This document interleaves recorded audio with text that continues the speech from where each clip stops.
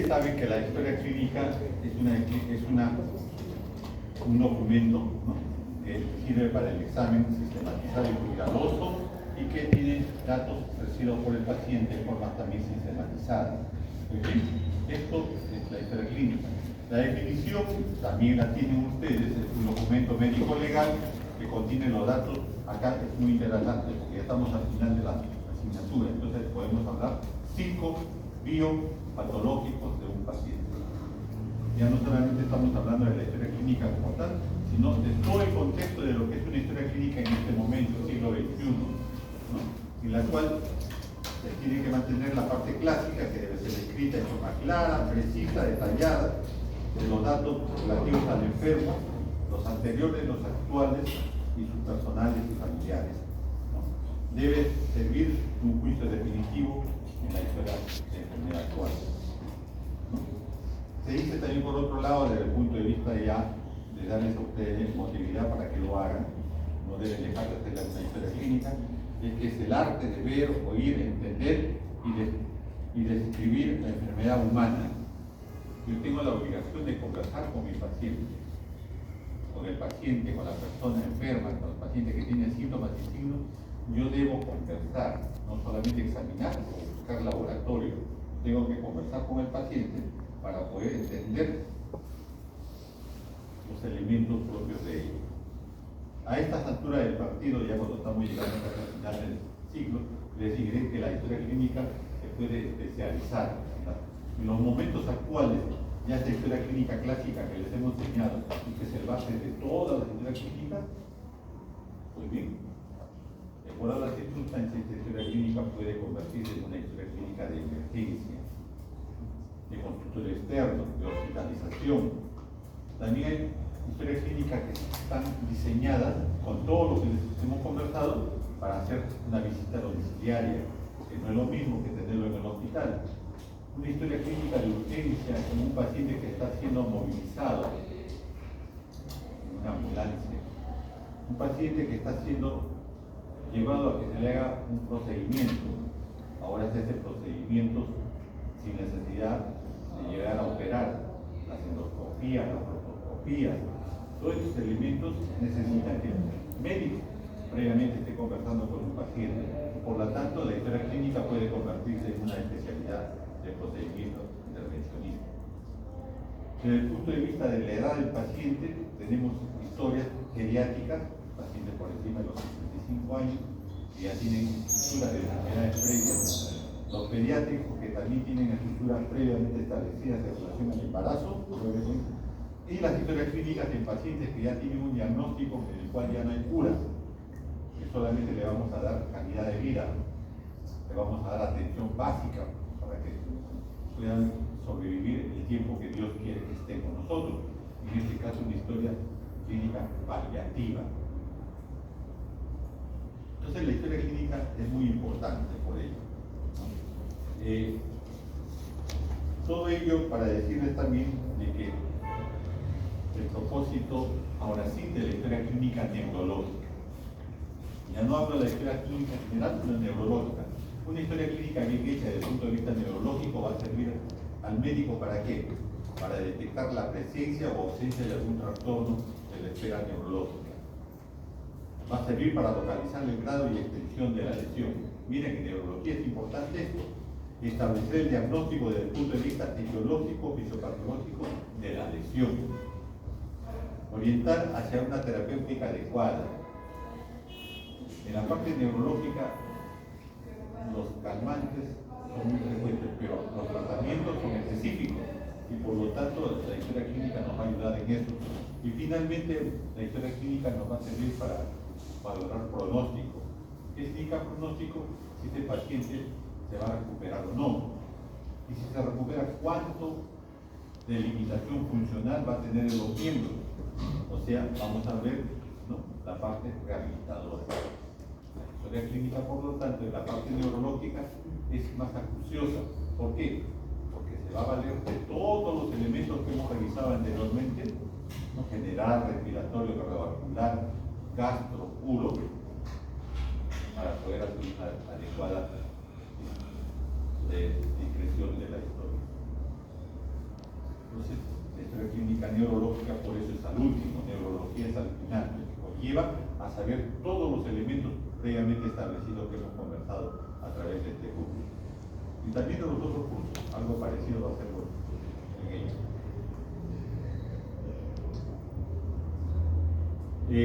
En este caso, en la anamnesis, ¿no?, el término médico empleado para referirse a la información del paciente médico durante la entrevista va a ser más específico. Al final les voy a dar el vocabulario, justamente para que ustedes puedan valorar ello. La forma más valorativa de la anamnesis es más importante que el examen físico propiamente dicho. 1 hora de anamnesis me sirve más que 10 horas de exploración física. Así es la magnitud de saber manejar una historia clínica. Ya saben que es directa e indirecta, o puede ser mixta también. Ya saben que tiene previamente la identificación del paciente, ¿no? En este caso, hemos puesto antecedentes sobre la enfermedad actual para no olvidar los antecedentes previos de un paciente con enfermedad neurológica. Mucho tiene que ver antecedentes familiares, personales desde el punto de vista patológico, y en la mujer ginecotéstico para valorar una historia clínica neurológica. Estoy hablando de historia clínica neurológica. Por eso es saber la vida y milagros en relación a enfermedades de los familiares directos del paciente es muy importante, ¿no? Hermanos, abuelos, padres, hermanos, hermanas, ¿no?, hijos y otros miembros de la familia que pudieran tener problemas neurológicos. Es importante saber en la historia de nuestro paciente. Todo esto, ¿por qué? Porque la historia clínica, desde el punto de vista de los antecedentes, ojo, de los antecedentes, nos va a dar, ¿no?, valoración para determinar qué riesgo, qué factores de riesgo existen para que ese paciente haya hecho un problema neurológico. La historia clínica neurológica por eso necesita de todos ellos. ¿Qué nos interesa de los antecedentes heredofamiliares? Ojo, estoy poniendo heredofamiliares: convulsiones febriles, epilepsia, enfermedades neurológicas. Estas mismas pueden ser crónicas o degenerativas, saber ya dentro del contexto diabetes, hipertensión arterial, enfermedad vascular crónica, ¿no? Psiquiátricos, en este caso nos interesan los antecedentes psiquiátricos de la familia, enfermedades neuromusculares y trastornos tiroideos. La tiroides también es muy importante desde el punto de vista neurológico. En los otros, los antecedentes ya que ustedes conocen, los antecedentes propios de generales, que están ya reconocidos hasta el día de hoy, y en los antecedentes patológicos del paciente es importante no olvidar las hospitalizaciones, las enfermedades de la infancia, las enfermedades no quirúrgicas, las enfermedades quirúrgicas, accidentes, traumatismos, fracturas, transfusión sanguínea que él ha recibido, no donado, sino recibido, alergias e incapacidades. ¿Todo esto para qué? Todo lo que le he dicho, ¿para qué?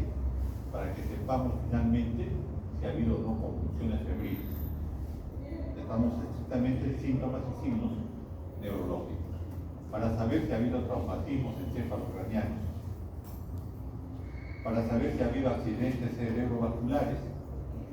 Para saber si ha habido neoplasias o cánceres. Para saber si el paciente ha sido o su familia ha ido a la adicción. Para saber si hay infecciones severas que conlleven a enfermedades postrantes. Todo esto anterior para hacer un resumen de lo que es el problema de enfermedades previas, antes de tener el problema por el cual viene el paciente. Desde el punto de vista de la mujer es importante, ya ustedes saben, régimen catamenial, menarquia, ¿no?, característica de las menstruaciones, las anemias que pueden llevar a problemas neurológicos. Generalmente podemos nosotros pensar en ellos si sabemos que la mujer tiene más días de lo necesario de menstruación, si tiene periodos cortos, si viene con dolor o no, si se desmaya o no la paciente a la hora que menstrua por la dismenorrea. Dismenorrea es dolor durante la menstruación, dismenorrea, término médico. Todos estos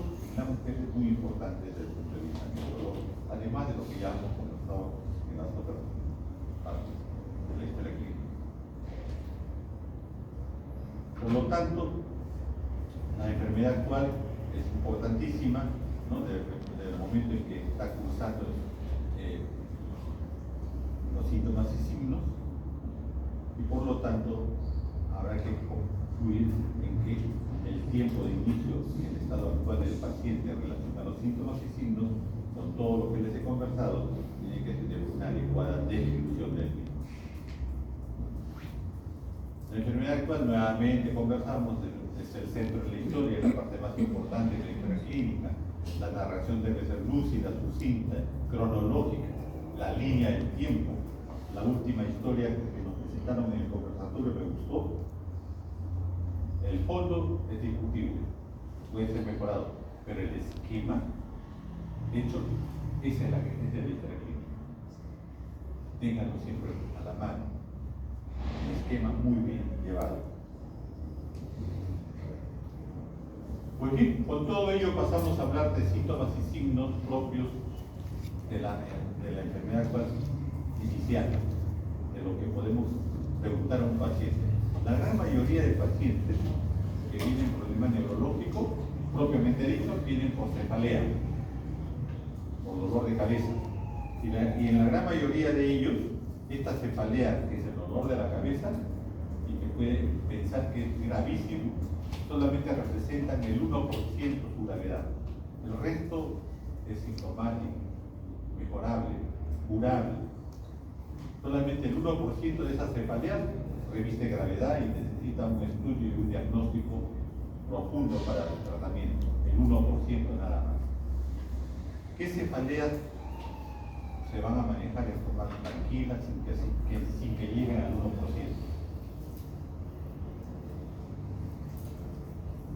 Primeramente decirles que las cefaleas simples, ¿no?, pueden ser por la contracción de los músculos. ¿Quién no ha tenido dolor de cabeza, ¿no?, en la vida?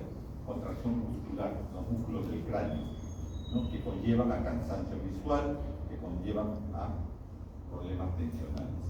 Pues si hablamos de problemas tensionales, hablemos nosotros de la fisiopatología. ¿Qué sucede? La contracción muscular. Ojo, acá le ponía yo, hay cefaleas que se producen después de la punción lumbar. Por algún motivo, tuberculosis. Puede tener un paciente neurológico, le hacemos punción lumbar y lo que presenta es una cefalea intensa debido a la descompresión. Recordar eso, que no todas las funciones lumbares, ¿no?, es cierto, terminan en cefalea, pero las que terminan en cefalea hay que tener en cuenta para no creer que la gravedad ha aumentado. La cefalea, desde el punto de vista de la fisiopatología, puede deberse a la alteración de los vasos sanguíneos, puede deberse a una contracción o una constricción de la arteria, en este caso la arteria temporal, puede deberse a vasodilatación por el alcohol, por los nitritos, por la fiebre, o por tracción, como son los tumores, los hematomas, ¿no?, y las migrañas.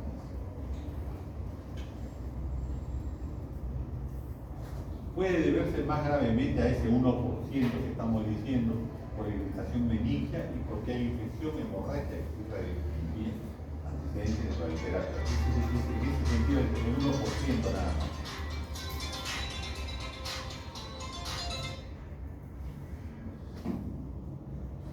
Pasemos a características típicas de cefalea. Cefalea tensional, lo obvio, ¿no? Está juntamente con la migraña, no es migraña, ¿no? La cefalea tensional, junto con la migraña, es una de las más frecuentes. Sin tener carácter hereditario, sin tener carácter de relaciones directas con problemas familiares, la tensional, ¿quién no la ha tenido? Cefalea tensional. Es opresivo, es insidioso y puede aparecer en cualquier época de la vida. Tensional. Puede afectar puntualmente la región occipito-cervical. Región occipito-cervical. Generalmente puede empeorar en el transcurso del día, ¿no?, y puede estar asociada a estrés o a cansancio físico, mental. Cefalea tensional. Generalmente se alivia con el reposo, con analgésicos y no se acompaña de síntomas neurológicos. No hay patología neurológica.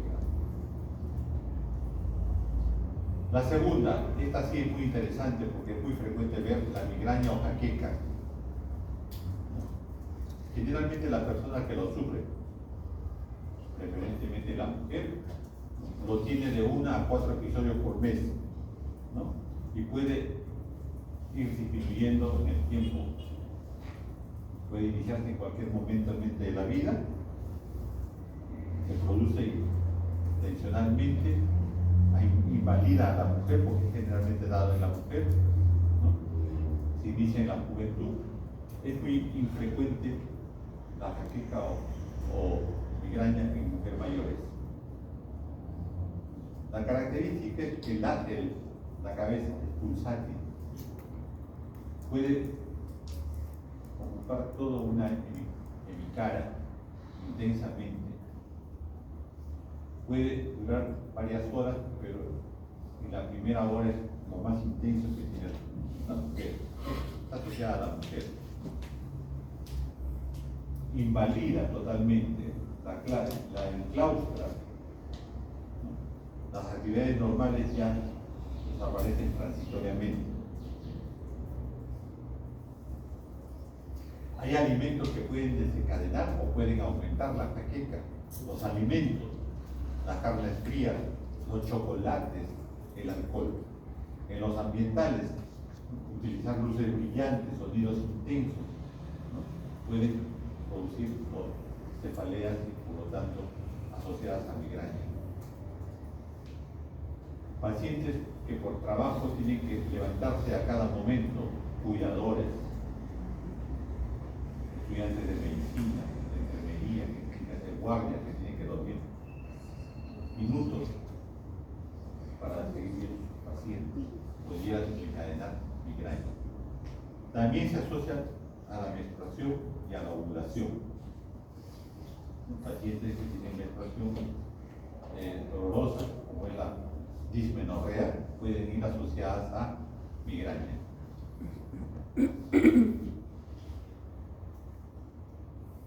Conjuntamente con el dolor de cabeza migrañoso puede estar asociado náusea, vómitos, diarrea, fotofobia y fonofobia. Fotofobia, ¿no?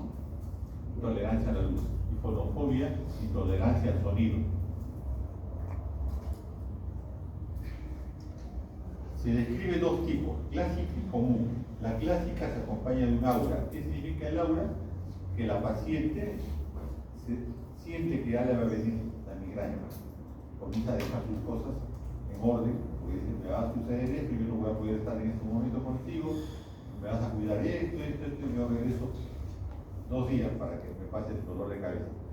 Se siente, ¿no? El aura. Pero la común es un dolor de cefalea súbito que invalida a la paciente y no tuvo tiempo para ordenar su vida. Esa es migraña o jaqueca, preferentemente en la mujer joven que con el tiempo va desapareciendo. En el varón también tiene su problema de dolor de cabeza, se llama cefalea de racimo o de Horton. Está asociado igualmente a varones jóvenes, que puede durar en 3 episodios por día y durante todo un mes. Puede pasar muchos meses, años asintomáticos, pero que cuando aparece se ubica este dolor de cabeza en la región frontal, afecta la zona auricular de los ojos y preferentemente la zona superior. Va acompañado de lacrimeo, de tos y palpebral, caída del párpado, congestión del mismo y dolor en toda esa zona, intenso que también invalida. Cefalea en racimo o de Horton. Dura más o menos 2 horas, está en relación a la localización que les he conversado, y lo que usted observa es la inyección conjuntival, la tos palpebral y la rinorrea. puede ser desencadenadores de esta cefalea en racimo de Porto, ¿no? El alcohol y los vasodilatadores. Ya tenemos ahí todas las cefaleas, que no son tumorales, lógicamente, no son parte del 1%, son otra cosa. Después tenemos otros problemas por los cuales el paciente puede buscar atención médica, son las convulsiones. Son accesos de movimientos musculares, pueden ser menos violentos o más violentos, pueden ser generalizados, solamente localizados, puede ir acompañado de pérdida de conciencia o no. Estas convulsiones están asociadas a dos grupos de enfermedades: crisis de gran mal y crisis parciales o simples o mal. La crisis de gran mal es la generalizada, que produce contracciones, yo le digo, tónico-clónicas.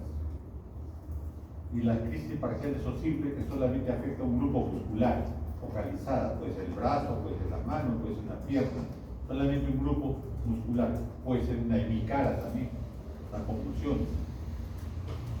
Mira, la primera, el paciente pierde conocimiento, en la segunda puede estar despierto, pero no controla, no puede controlar esas convulsiones. Pueden durar segundos o minutos, pero tiene un término. ¿Por qué tiene un término?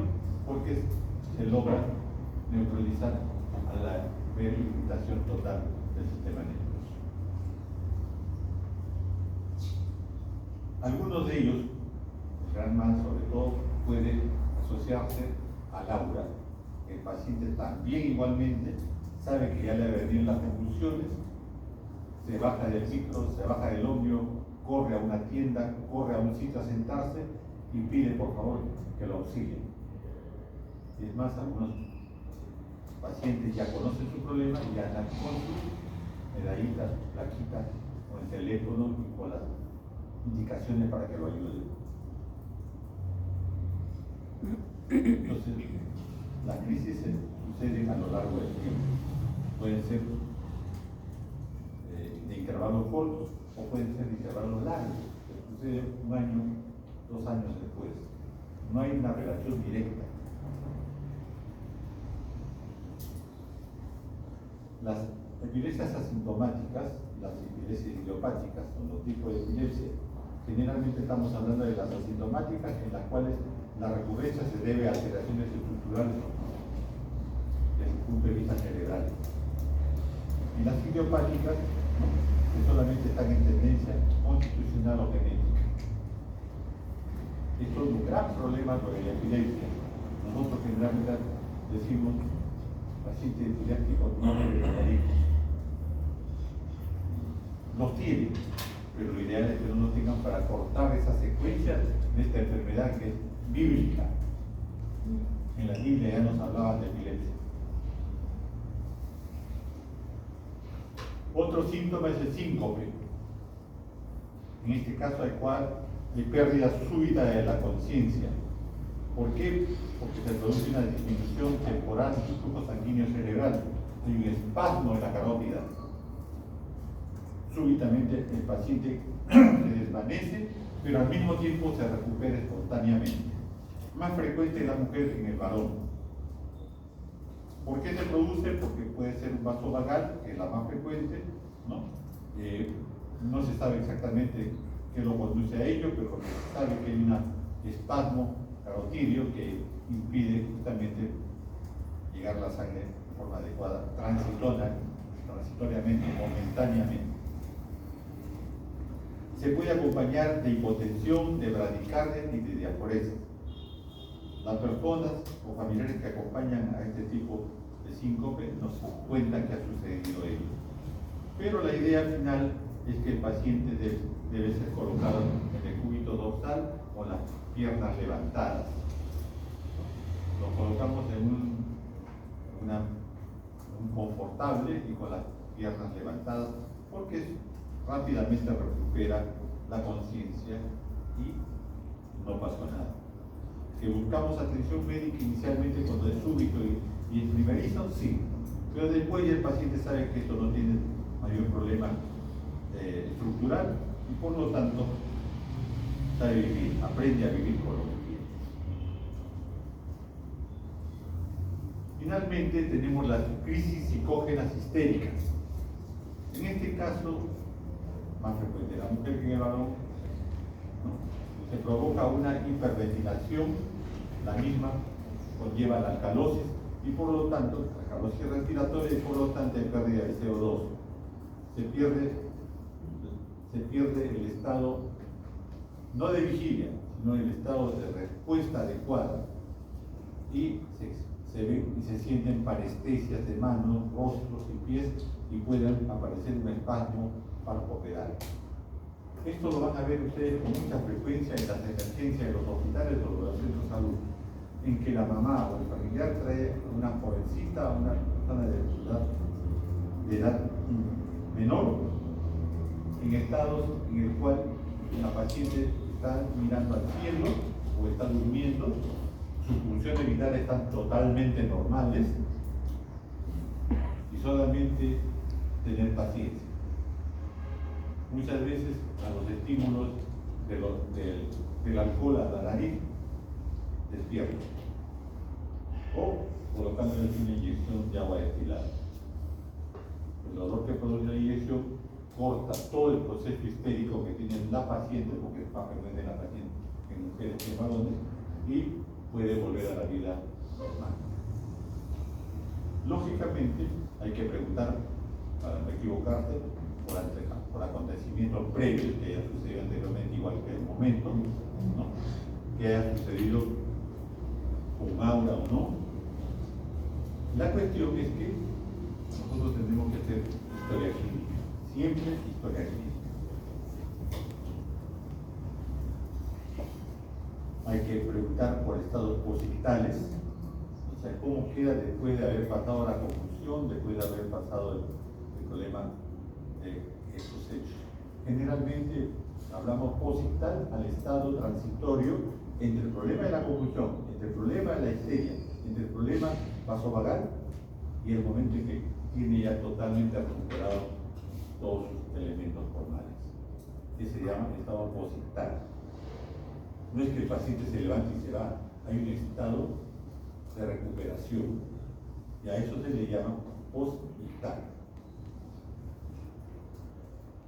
Y generalmente en el posictal también el paciente o la paciente no recuerda totalmente los hechos. Nuevamente, para los que no han puesto 10 segundos, ¿todos han puesto? Sí. Esta parte final es solamente para mostrarles los signos motores, los signos perspectivos y otros signos neurológicos que tienen en relación a un vocabulario. Les contaba a los chicos de la reunión anterior que todo esto está colocado en el aula virtual en la fecha que corresponde. Entonces ahí tienen ustedes terminología desde el punto de vista neurológico en relación al examen físico. Los signos motores descritos ahí, como la ven, son varios términos que van a ir ustedes revisando de forma sistematizada para su conocimiento. Signos motores. Ejemplo, incoordinación y dismetría en la prueba del dedo nariz, eso lo van a hacer con sus profesores para ver, ¿no?, la ubicación temporaria del sonido, por decir, o del tacto. Las desgastrocinesias también lo van a hacer. Todos estos síntomas y signos que están descritos acá lo tienen que revisar ustedes. Es como un diccionario: dispraxia constitucional, dispraxia ocular, dispraxia buco-linguofacial. También creo que tengo una pregunta de afasia ahí para que puedan sacarse buena nota. Trastornos menores de la marcha. Todos estos son signos motores. El piramidal, primera, segunda neurona. la camión neural, los músculos, signomotores,